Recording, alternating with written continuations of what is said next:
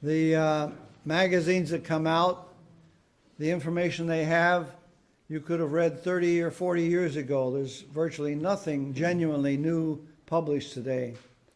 And changes that have been made are not the result of their saying, well, we've thought about the scriptures and meditated on them, and we realize that this teaching that we have been promoting was wrong, and we apologize and want to bring out the true understanding of the matter.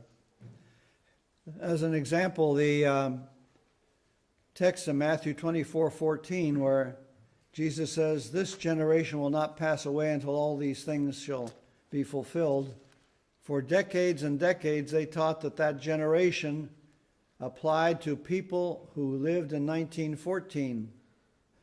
Initially, they said that it applied to people who had understanding and who lived in 1914, who could understand what they saw taking place.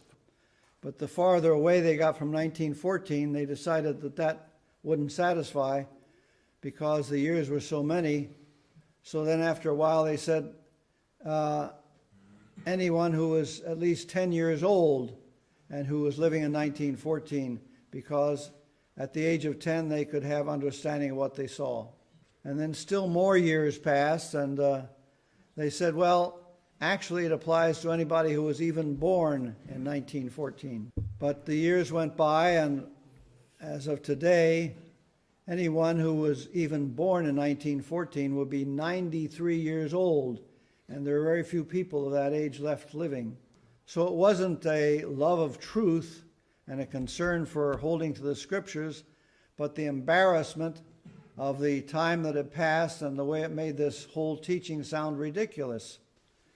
And now recently they have published a watchtower in which they have questions from readers, and they discuss the year 1935. Again, for many decades they taught that in 1935 the call to heavenly life ended, and from then on the call was for earthly life only.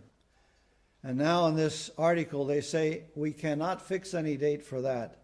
Why this change? Is it because they studied the scriptures and said, well, there's no basis for that teaching and we want to proclaim the truth? No, that's not the case. It's just, again, they found themselves embarrassed with a teaching which no longer had any basis for acceptance by anyone.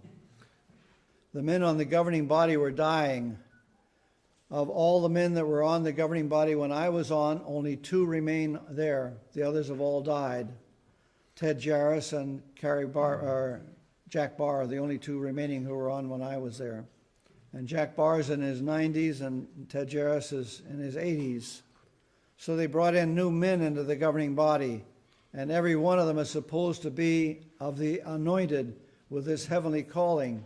But all of these new men who've been brought in, every one of them was not even baptized in 1935. So once again, it's the force of circumstances rather than love of truth that brings about these changes.